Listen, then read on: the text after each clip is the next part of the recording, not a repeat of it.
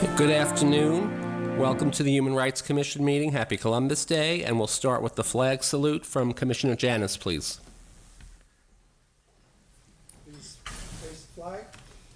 I Pledge allegiance to the flag of the United States of America and to the republic for which it stands, one nation, under God, indivisible, with liberty and justice for all. Thank you, Commissioner. The mission statement will be read by Commissioner Carteret. The mission of the Human Rights Commission of Palm Springs is to promote improved human relations, civic peace, intergroup understanding, and the full acceptance, respect, and participation of all persons in all aspects of community life so that we will be equal in the eyes of each other. Thank you, Commissioner Carteret. And Lee, can we have the roll call, please? Yes, Commissioner Aguano. Present. Commissioner Bowens, she has an excused absence. Commissioner Brown. Here. Commissioner Carteret. Here. Commissioner Elliott. She also has said she would not be here. Commissioner Feingold. Here. Commissioner Janis. Here. Commissioner McCullough also indicated he wouldn't be here. And Commissioner Zelnus. Here. Thank you, Lee. Has the agenda been posted? Yes, the agenda was posted in accordance with the Brown Act on October 7th. Thank you. And seeing that we have no public here for public comments, we'll go right to our guest speakers. And I'd ask Commissioner Zelnus, since you were so kind to invite them, would you like to introduce them? I would be happy to introduce them. It is my pleasure to introduce to the Commission today a couple of people who I've been getting to know over the last few months in my role of representing the Human Rights Commission on the Palm Springs Homeless Task Force. Matthew Packard is Vice President of Father Joe's Villages. He is joining us here from San Diego. I think he just wanted a little warmed with that sunshine, so he agreed to grace us this afternoon. Matthew will talk primarily about I almost said takeover. That's really not a very positive sounding word. As you all know, Catholic Charities was not going to continue operating Nightingale Manor after the 1st of October. And Father Joe's Villages has taken over the responsibility for that operation, and Matthew will bring us up to date on what's happening there and what the projection looks like for Nightingale Manor. And with him is Gloria Gomez, who is a co-founder of originally Martha's Kitchen, and now, of course, Martha's Village and Kitchen in Indio. I had an opportunity with a small group of people to take a tour of Martha's Village in Indio a couple of weeks ago, I guess.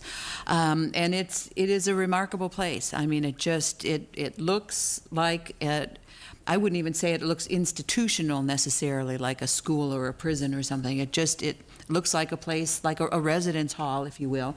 Lots of services provided to people in the community besides meals. And it really is a very impressive operation. So Gloria will talk some about Martha's here in Indio. And both of them, to the extent that you can, give us your sense of the future. There has been conversation in Palm Springs about building a Martha's Village type facility at this end of the valley here in Palm Springs. And while I know it's very premature to be talking about that, I think we'd be interested in hearing your perspective about a future like that at this end of the valley.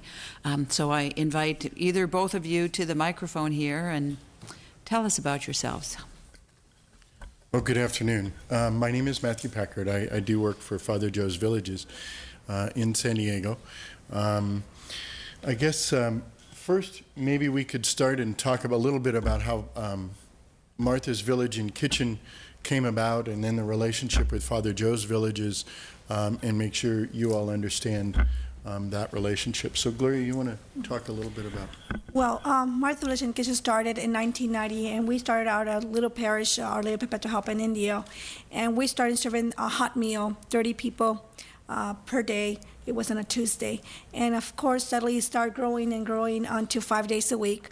In 1997, one donor came aboard and said to us, what do we need?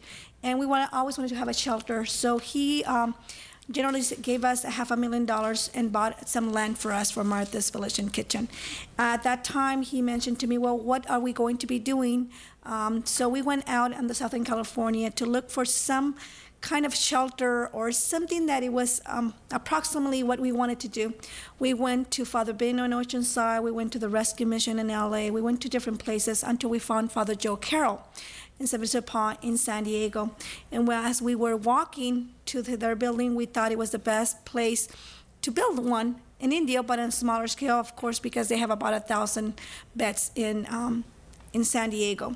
So at that time, Father Joe, it was in 1997, Father Joe said to me, well, we'll start a relationship and see how can that we'll be working with Martha's and Father Joe's Villages. After a few years, we decided to merge the two corporations, which is Martha's Village, Martha's Kitchen, became part of Father Joe's Villages. So the concept of Father Joe is the village concept. So that's why it became Martha's Village and Kitchen. So that's where we are up to this time.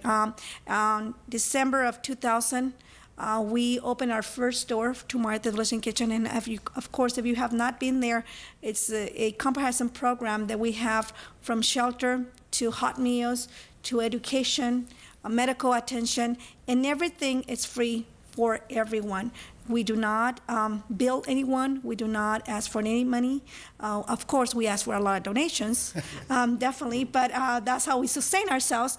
But I think that's where we are at this point. So. In Father Joe's Villages, the corporation, we're doing business as Father Joe's Villages. The name of the corporation is SVDP Management. And they essentially provide management services to other corporations. Martha's Village and Kitchen is a separately incorporated organization. But we're providing services to that corporation in human resource services, fiscal services. We're doing resource development services, providing to Martha's, and just overall consultant services to help develop the continuum of services that Gloria was referring to. So if there's questions regarding that relationship, I'm more than happy to answer any questions that there might be about those, or we'll go on and talk a little bit about Nightingale Manor. Okay. Nightingale Manor, as Commissioner Zelnis was referring to, Catholic Charities had pretty much made the decision not to continue operating Nightingale Manor as of October 1. When they first contacted us, we were not necessarily aware that they had already made that decision, but they contacted us and asked our interest in perhaps assuming responsibility for running the facility. Shortly thereafter, Father and Gloria and myself toured Nightingale Manor, spoke to the then director, and talked about what services they offer, looked at the facility, the surrounding community, and then spoke with a representative from Supervisor Roy Wilson? Yes, Roy Wilson's office, regarding assuming responsibility for that. And after more discussions with the new executive director of Catholic Charities, and how that takeover or assumption of those responsibilities could happen, we decided if we could work out arrangements with the County Department of Social Services, we would be, in the Housing Authority, that we would be happy to assume operating it, continuing the operation as an emergency shelter for a period of time until such a newer, larger, more comprehensive facility or continuum of services could be identified or located in this area. We assumed those responsibilities as of October 1. I can say that, first off, that our relationship with Catholic Charities is a really good one, a very cooperative one, and I really do have to say how grateful we are for their level of cooperation they've provided in terms of working with us in the whole aspect of assuming responsibility, from funding sources to the operation, to the staff, to providing us access to the facility so that we could evaluate what the needs would be. They've really been very cooperative, and without that, I don't think it could have happened. It's not very common, honestly, I don't think, for that kind of thing to occur. So for it to occur here in Palm Springs, it was, I think, a real compliment. So we assumed responsibility on October 1. We had been attending a number of meetings of the Homeless Task Force, and who had understandably a lot of questions about what was going to happen with Nightingale. Hopefully we answered their questions as we went through the process. When we assumed responsibility, one of the concerns that was expressed from the provider community was that it was very difficult to get folks into the Nightingale Manor. There were, at the time that we assumed responsibility, I think 5 units or 6 units that were operating and available to take people in. And unfortunately, some of those units did not have air conditioning. So they were really not available, not all of them. So when we took over responsibility, we basically salvaged what air conditioners we could in the units. We went in with a group of volunteers with some representatives of the local building industry, a lot of hard staff work, and renovated to the extent that by that light renovation meaning cleaning, painting, patching walls, putting in some flooring.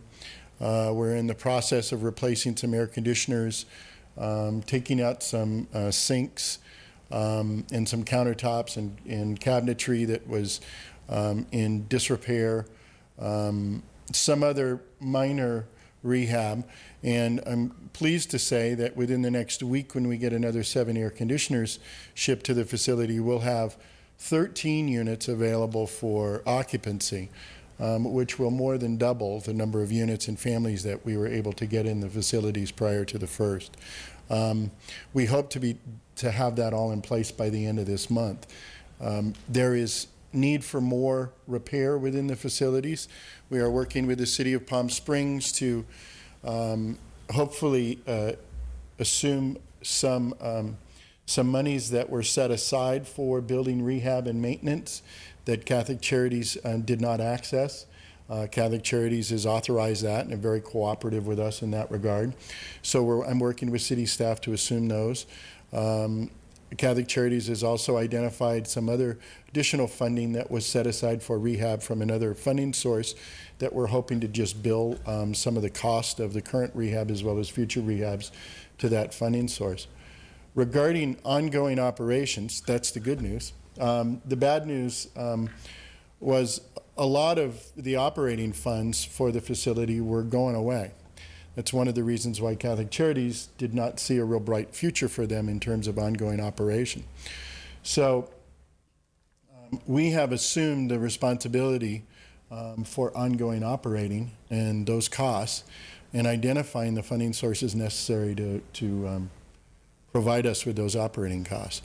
A big shift in a cost to the way we're operating the program. Previously, the individual units, the families in the units were asked to provide for their own food and to prepare their own food.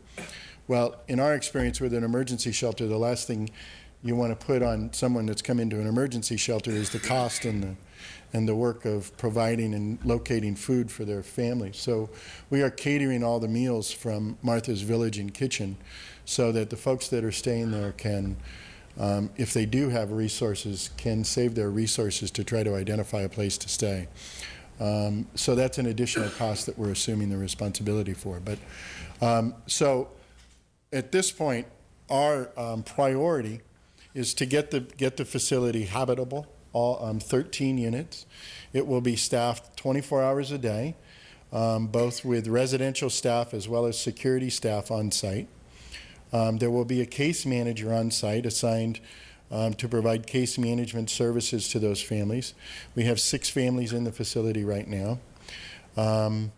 We will be catering meals on site. We have been in contact with the local community providers to describe how they can access the facility for the clients that come to them in need of services. And after that, our priority is really to look at ongoing needs of the facility and identifying some larger pots of money to do some additional building rehab within the facility, and then locate ongoing operating capital for the project. That's kind of where we stand as of today. Certainly be willing to answer questions about Nightingale and the facilities. Anybody have questions? I do. Matt, you mentioned with the light remodeling, the transformations over at Nightingale and essentially doubling the number of units that are available. Now, my understanding has been that Nightingale has been really the only facility in Palm Springs that provides emergency shelter for families.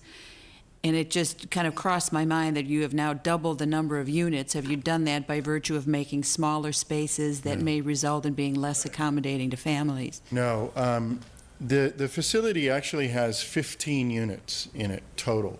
And it was, as you may know, was a motel. So they are essentially motel-sized units. And there were 15 of them.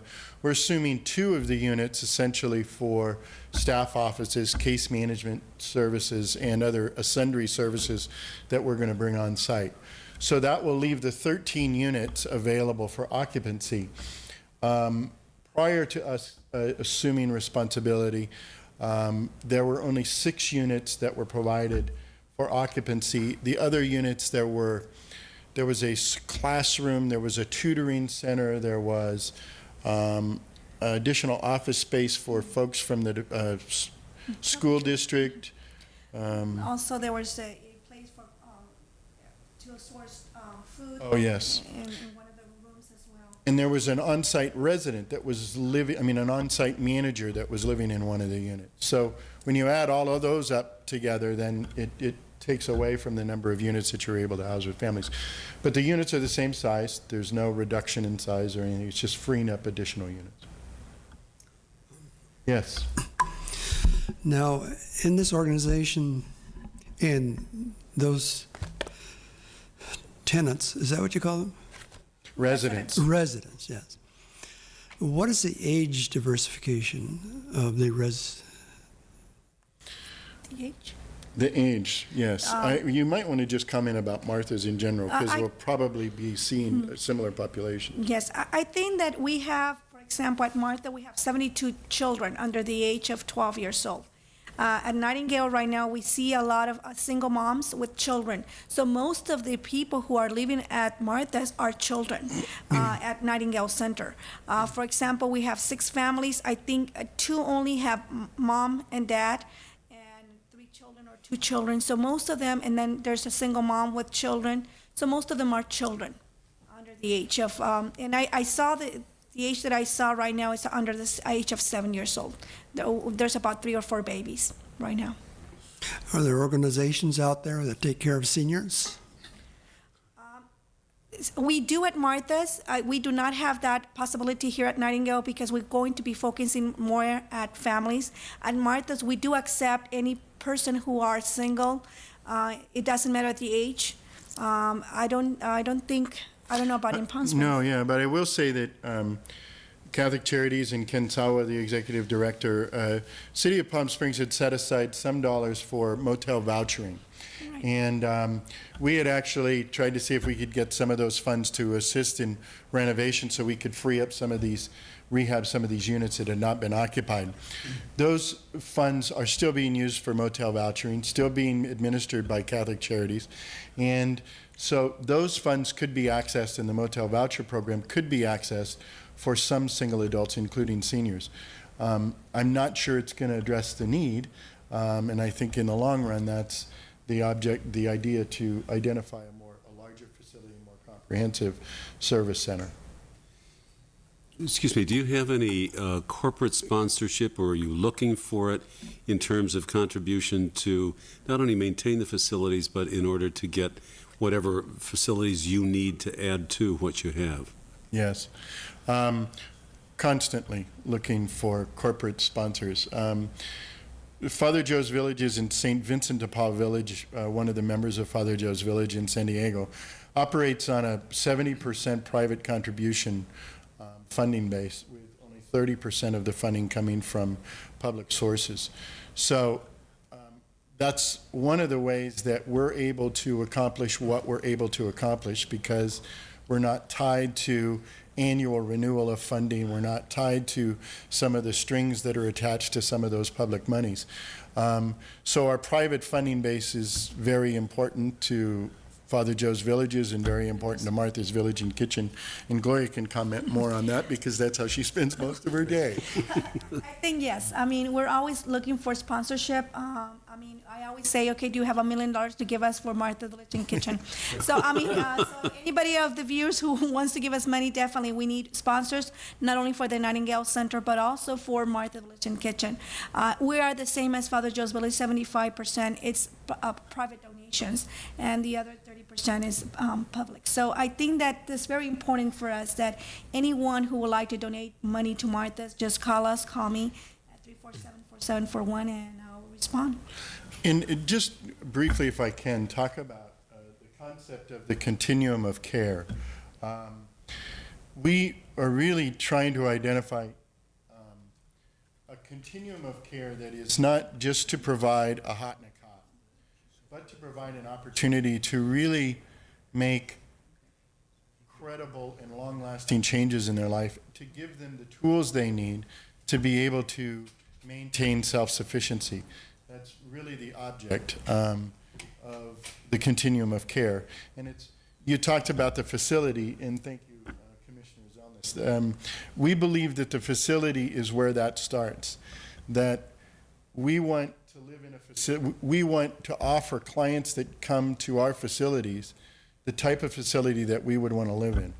And we feel that's where it really starts. If we treat people with respect in that regard, they will treat themselves and others with respect. So renovating Nightingale Manor, getting the facility up to shape, and ultimately identifying a facility that will mirror the type in Martha's Village and Kitchen is kind of, our goal. I have a question in regards to, is there a certain criteria that the citizens would have to meet to be able to stay at Nightingale? For instance, you mentioned single mothers. Is it an income? Is it working poor? What are the requirements? I think it's everyone. Can you pull the microphone closer to Okay. you? Yeah, a little louder, okay. I think it's everyone, anybody who is homeless or low income. Basically, most of the families that we see is about $10,000 a year, their income. Most of them is because something happened to their lives. For example, it's a $7 and with 3 kids, well, they're not going to be able to sustain themselves. So what we would like to see more and more, and that's what we want trying to do also in Nightingale Center, to go to Martha's Village and Kitchen and try to get our resources. For example, education is one of the priorities that we have, to make sure that they have their GED, or if they don't speak English, English as a second language. I mean, if they have a problem with medical, then go to our medical attentions, because it's very difficult to get a job at this point without knowing a computer even. So I think that's our major goal, not only, and I know that 30 days is not enough time especially for the ones here at Nightingale Center, but I think that we're trying our best to do the best we can. Gloria, what was your experience, and you've worked in India for a period of time with Father Joe's down there. What was your experience with the city of Palm Springs and coming here to Nightingale? Did you find the city receptive and helpful in the areas that they could be, or?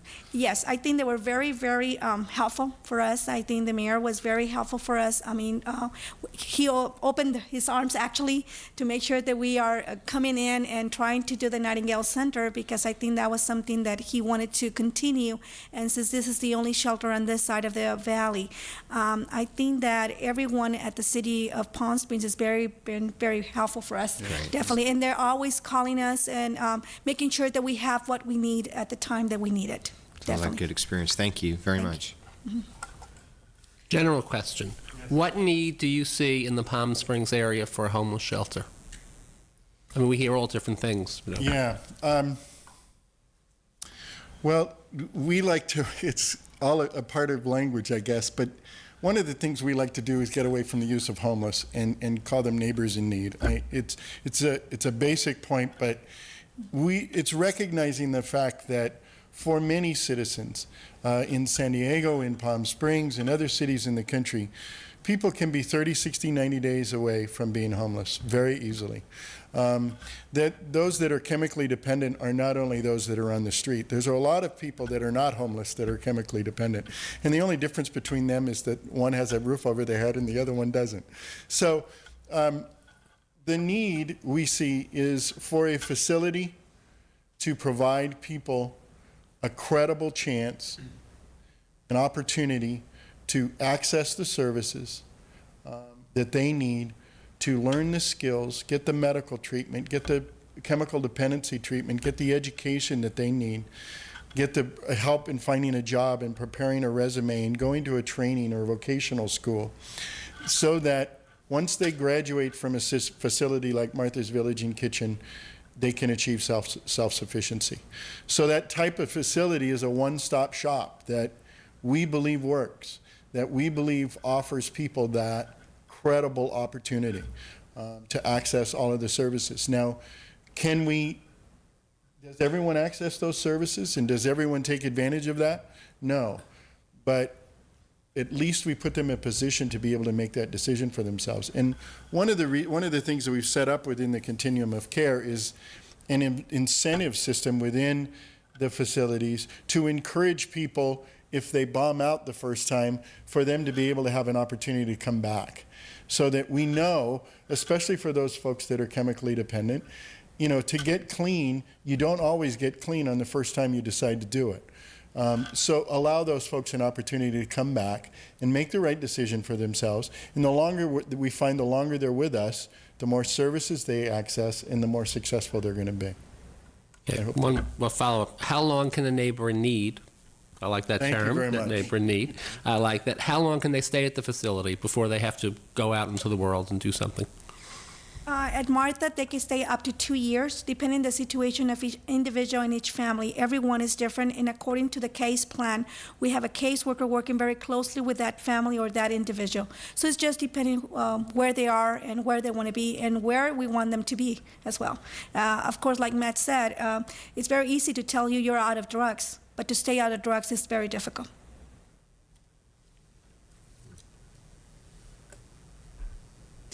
Matthew, have you looked at specific properties in the Palm Springs area? Is there you know, a section of town that would seem to you to work better than another place, just from a logistics standpoint? Well, I think some assumptions could be made about sections of town. You know, we know that a homeless facility or a transitional housing facility or service center would fit better in some parts of town over others. But do we have a design on a particular area of town? No, not necessarily. We are also here to work with the community in terms of, I'm speaking from Father Joe's Village's perspective. Martha's has been in the community for years. We intend to work with the Homeless Task Force to talk about how a larger, more comprehensive facility could be identified and where that might be, and what kind of services could be offered and how those services could be offered. One of the things that we've been able to accomplish in San Diego is to develop what has been popular with funders as well, and that is partnerships or collaboratives within service providers within a community. Large funding sources like Health and Human Services, federal funding sources in the Department of Housing and Urban Development, are looking for collaborative efforts within communities that are bringing a variety of service providers on site to one facility. And that's the kind of partnership and collaboration that we would be hoping to set up within this community. But we want to be a part of that conversation here.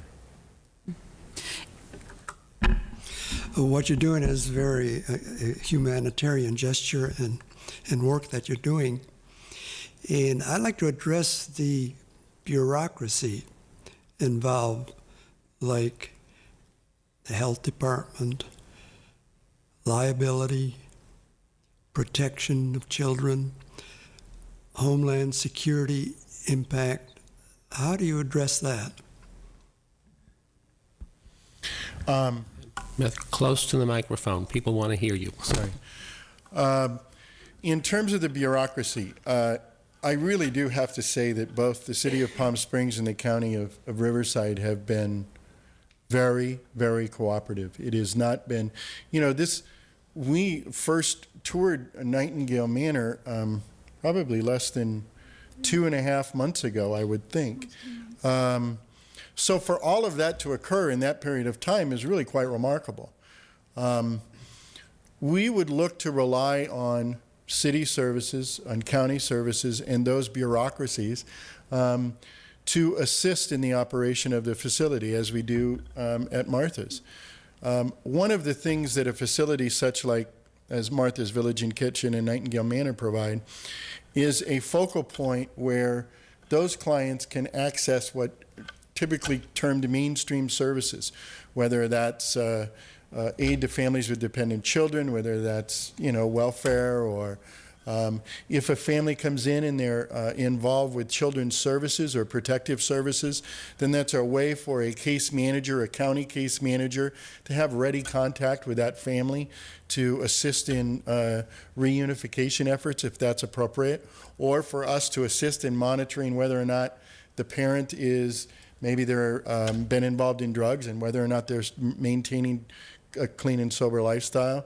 So there's an opportunity for collaboration within those bureaucracies that may take a while to develop, but in the long run, I think are going to serve the client's best interest. As far as Homeland Security, maybe you could be more specific for me in terms of how you see an operation such as ours is. Well, you have to identify all of the people who stay at your location, backgrounds on them, in the event that your inquiry is made of your organization. And I assume you have good records that will certainly show that. Yes, absolutely.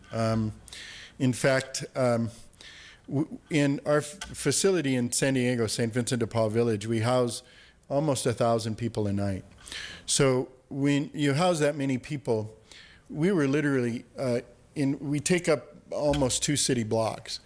And we would literally take a paper file in the old days from one building to another because we'd have all of the client records in that file. There was no computer system out there that was anything like what we were doing. So we ended up having to develop our own software that's called CSTAR that we're actually making available to other nonprofits that are doing similar type activities. But yes, we keep a very thorough record. I will say, though, that under California law and HIPAA regulations, we are required, because we provide mental health services, because we provide drug and alcohol services, we are required to keep the names of our clients confidential because of the services we offer. If not, we could be penalized under the law. So we like to work with local county authorities and city authorities to develop release of information relationships so that if it's to serve the client will sign that release of information, and then we can communicate on an ongoing basis. But when push comes to shove and those records are subpoenaed, we'll supply those records, and I guarantee you they'll be thorough and complete. Well, thank you. You're doing your homework. Thank you. Is there a sort of standard look and feel to a Martha's, or not Martha's specifically, a Father Joe's Village? I mean, does Martha's look like what most of the facilities look like? Yes. Basically, our model or our facility at Martha's Village and Kitchen is what it call in San Diego the modeling center. And down there is a 3 storage. We only have 2 storage in the one in Indio. But basically, it's the same model. It's the same model also with the health clinic, also the Career Net. I mean, we have basically the same model that our home office has that we have in the one in Indio. The only one that we do not have at this point in the one in Indio is dental, or we do not provide counseling at this point because our facility is too small for that. But those are the 2 components that we do not have at this point in the Indio. As Matt mentioned, we work very closely with everybody. We have CSTAR as well, so all our names of anybody who goes into Martha's Village and Kitchen, even for a hot meal or for medical attentions, we put them in this program called CSTAR. Any other questions from the panel? I have just one sort of inquiring minds want to know question. You had mentioned early on, Matt, about the provisions of taking over Nightingale Manor was to continue to provide services until another suitable location is identified or another facility is available. That sounds to me like somewhat of a sense of urgency to identifying something other than Nightingale to continue services. So, number one, are you looking with some urgency? I mean, can we expect to be hearing more about Palm Springs, Martha's Village in the short term? And if so, or even if not, do you see Nightingale continuing as a viable shelter indefinitely? Is there a sense of urgency? The valley here is unique in one sense that the summer months can be a danger. We see homeless people that pass on the street. So to that extent, I think it is urgent, very much so. But we also recognize the fact that this is a long process. We've been through it elsewhere in other communities. So we recognize that, and that's one of the reasons why we assumed responsibility for Nightingale Manor. So I guess to answer your question directly, we intend to work with any and all county officials, city officials, local interested individuals in the community and volunteers to identify a location, to create a partnership within the community to be able to provide the services necessary to make a credible service center, the kind that I think Palm Springs and the surrounding communities would want to have, and to really get that going as quickly as possible. The need is there, and maybe now there, with some public monies available under Prop 46, the $2 billion housing bond that passed a couple of election ago, there's some credible opportunities for funding out there to assist in building such a facility. So we see there's a window of opportunity here, and if there's the political will locally, if there's the money available, and it looks like we might have both of those, if it's just a matter of identifying a site and creating those collaborations and those partnerships, then maybe now's the time. Okay, thank you. Thank you. Any other questions from the panel? Well, then I'm just going to say for all of us, Gloria and Matt, thank you very much for what you're doing. Thank you. And what you're continuing to do. And I have a feeling we're going to see a lot of you soon in this coming year. But congratulations on what you're doing, and thank you for coming, telling us that. Thank you very much for the invitation. Thanks. And thank you, Commissioner Zelnis, for inviting these guests. Okay, now we're going to go back to our meeting, and I see a new panelist. So if it's okay, I see Zachary Gus. Hello, Zachary. Hi. Wait. Now is it? Hi. How are you? Good. Do you want to tell us about yourself? Since I haven't met you yet, I don't know if the other panelists have met you, but just you've met him. I have a feeling that you brought him. So just tell us a little bit about yourselves and welcome. All right. Thank you. My name is Zachary Gus. I am a senior at Palm Springs High School, and I was invited by Mr. Iguana to serve on this board, and I look forward to giving my input. Okay, great. Maybe you want to take your seat up here. Is there a seat for him? Sure. Why don't you come and join us? You're part of the club now. And while you're taking your seat, we have approval of the minutes for September 8th. Did everyone get their minutes? Yes, so moved. So moved. All those in favor? Aye. Aye. Minutes are approved. And now we have reports. Chairman's report. Well, I missed my first meeting and my first forum, so I'm going to turn to Richard Caderet, our assistant, my vice chair here, and I want to thank you first for going to the council cabinet meeting. I'm sure you had a wonderful evening. And I'd like to hear about the forum. Well, actually, there were two things.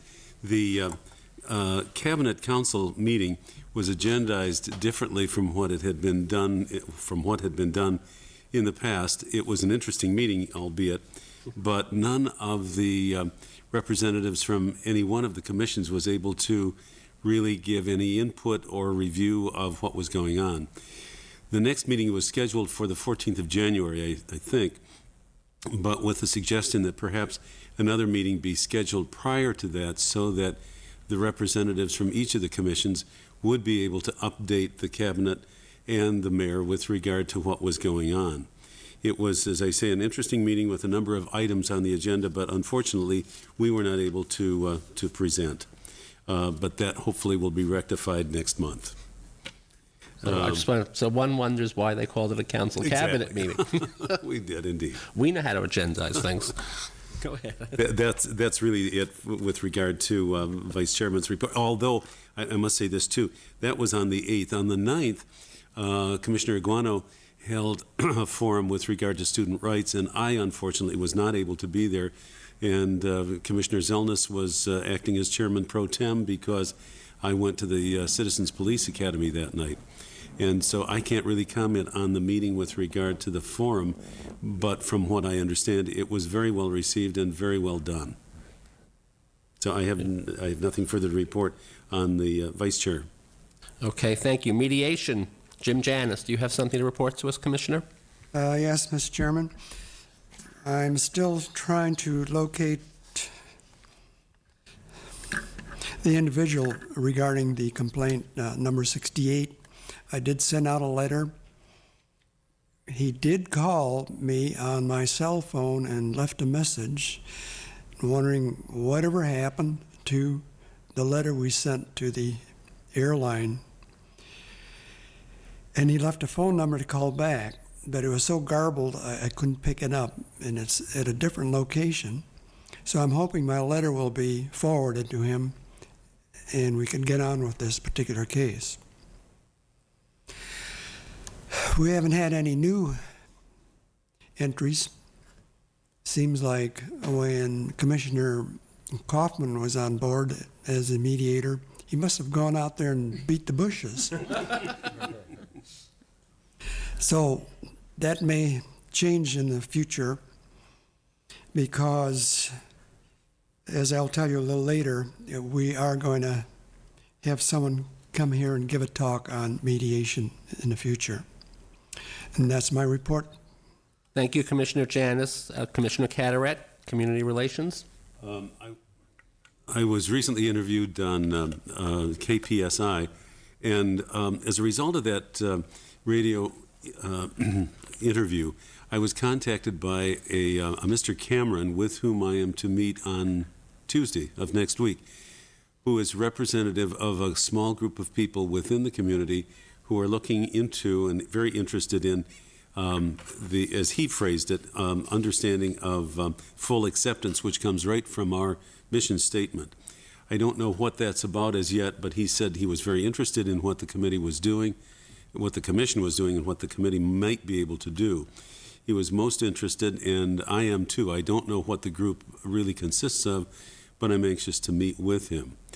One other comment that I wanted to make was to welcome our senior high representative, and last week at the forum, Commissioner Bowen introduced Holly Hunt, who was the middle school representative who led us in the pledge and was very formidable.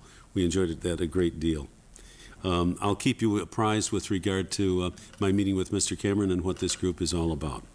Thank you.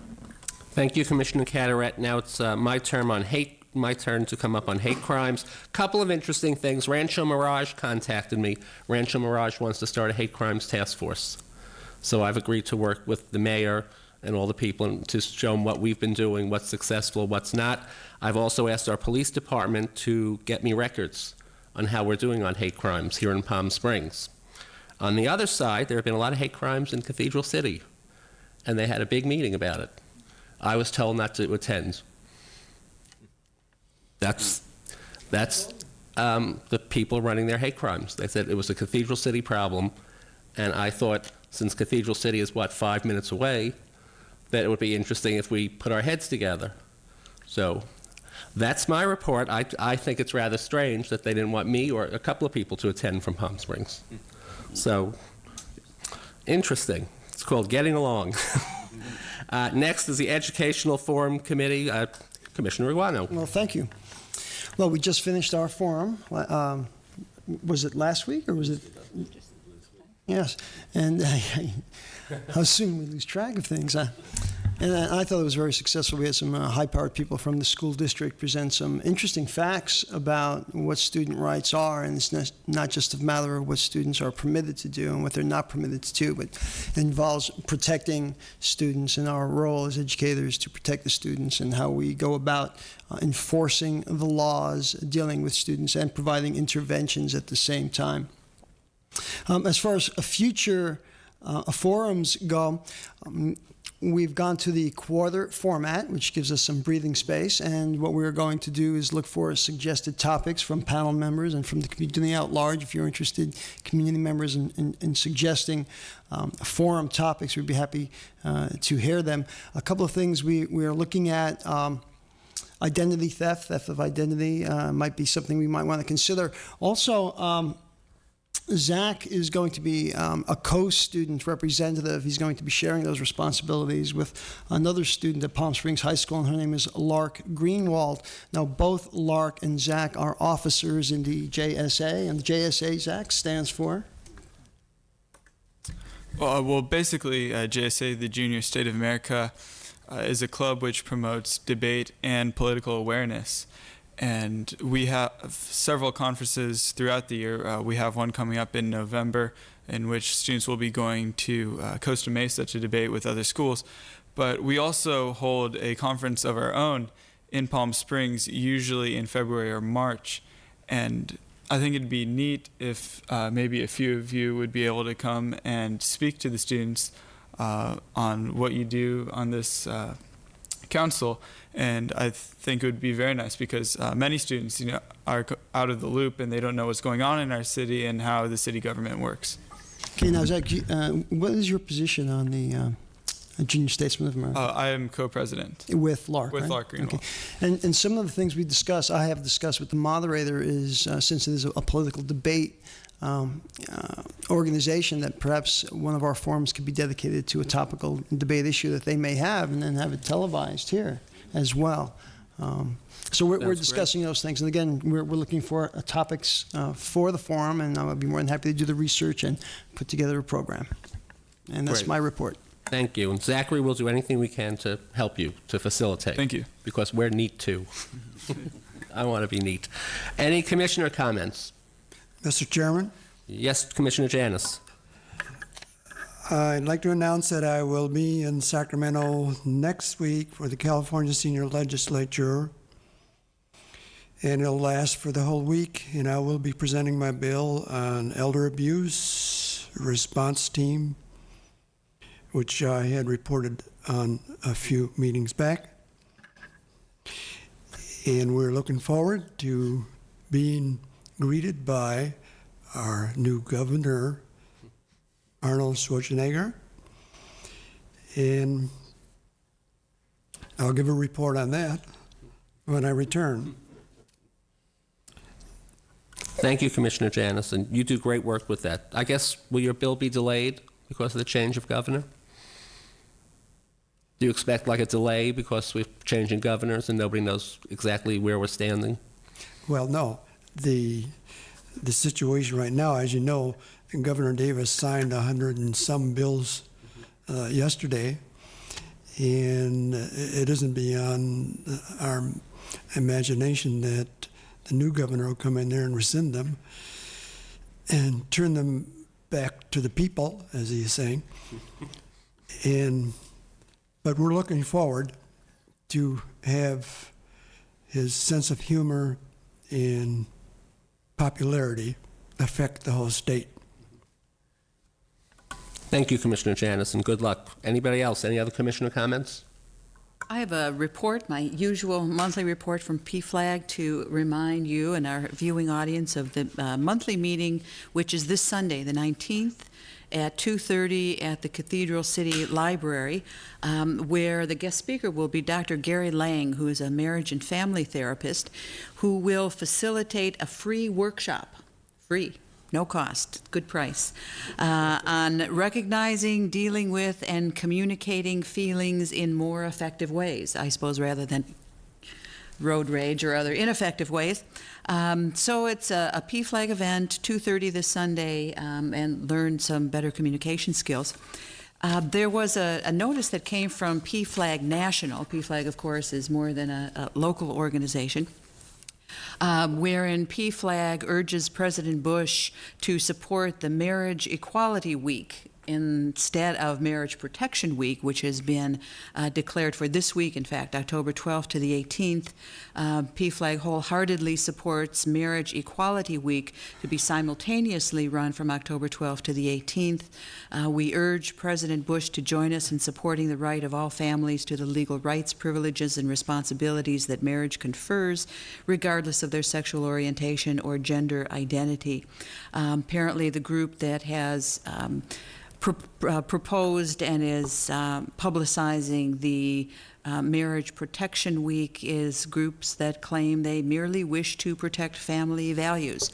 And of course, PFLAG looks to protect the larger array of American families in support, as I say, of the Marriage Equality Week instead this week. So happy Marriage Equality Week. Thank you, Commissioner Zelness. Any other comments? No, so we can go to our first item for discussion. It's a participation in the Pride Parade, which is Sunday, November 2nd. I sent in the application about 2.5 weeks ago. So we're in the parade. We have no car yet. It's up to all of us, somebody to find the car. I am going to have my own car since I'm a candidate in this election. I'm doing my own thing. Mike McCullough has told me he wants to ride with the Human Rights Commission.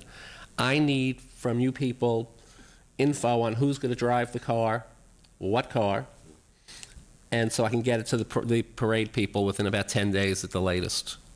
So somebody must know a convertible, or someone with a convertible. How many of us plan on attending? Well, that's the question. Yeah, who wants to be in the parade? I do. Okay, I'll be attending. 2, 4.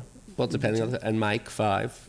Depends how big the car is. Well, no. Last year I walked alongside the car. Did you? Yeah, I mean, 2 people could walk on either side of the car, so basically everybody could be in it, I think it would be interesting to. as long as it's not a Volkswagen. I mean, Absolutely.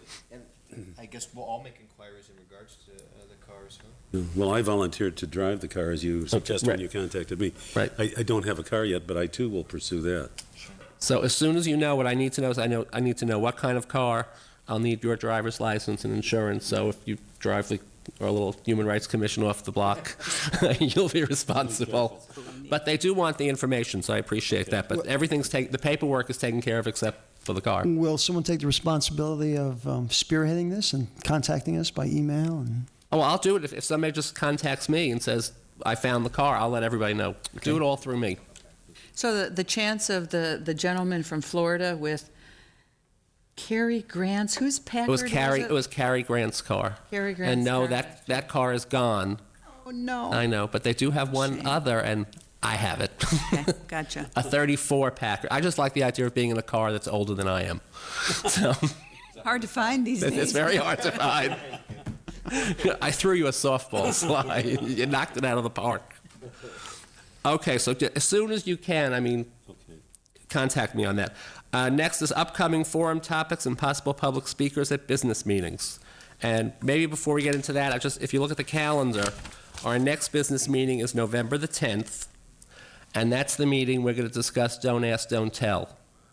I have people from AMVETS, Tom Swan, and some people coming in. And just like we did today, have a discussion, and it's going to be all about Don't Ask, Don't Tell. So November 10th, our business meeting is taken care of. So the next meeting is December 8th, and I think, Commissioner Janis, you want to bring somebody. Yes, Mr. Chairman. I have a friend who is a mediator, and she is in charge of the desert chapter of the Southern California Mediation Association. And Judy Brennan was invited to one of our Toastmasters meetings, and she gave an excellent talk in summary and background of mediation and all of the fundamentals of how they operate this complex program of mediating. Now, she's closely associated with the president of the Southern California Mediation Association, Ms. Esther Carson Bluell. And if I'm lucky, I could probably get both of them here. So I'm looking forward for December the 8th as a speaker for our regular meeting. All right, okay, thank you, Commissioner Janus. We look forward to it.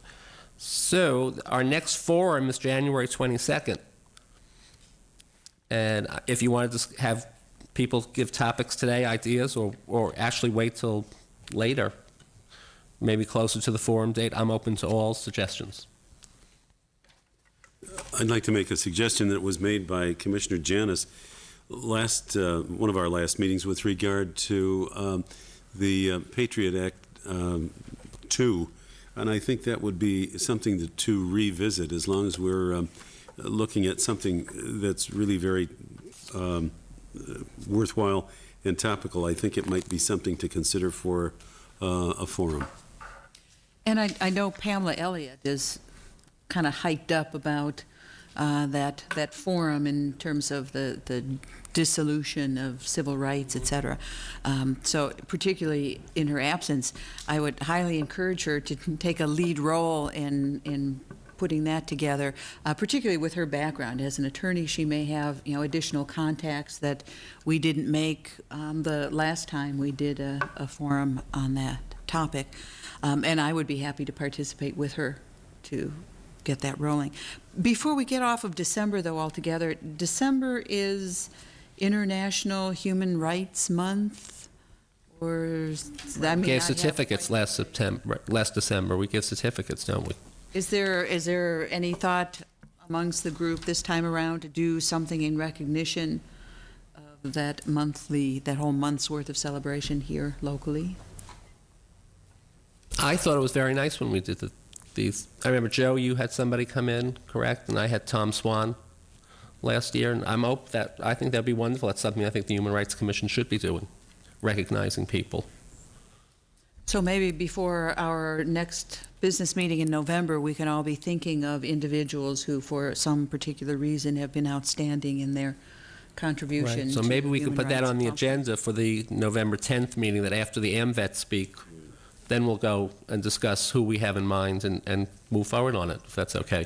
Yes. Anybody else? Topics, or I'll let you even slip in comments. No, so we're set. Would you like, Sly, when you say you want to help Pamela, would you like me, I can email Pamela, she'll be back, I think, in a day or so, and suggest that maybe you and she do the forum? Sure. Okay, as long as that's okay with you then. We're talking January 22nd, right? Right, Okay. right, so there's plenty of time to get ready, and we should probably be reading stuff about it. So we're well informed. Yes, you bet. Okay, that's great. Joe, you don't have to do a forum in January. Great. That's your Christmas you. present from the Human Thank you. Rights Commission. There you Any other topics? Or do I look to my friend down there, Commissioner Janus? Mr. Chairman. Yes, sir. I move that we adjourn. Anyone second? I second. All those in favor? Aye. Aye. Thank you. Good night from the Human Rights Commission. And this tape replays on Thursday at 6 o'clock.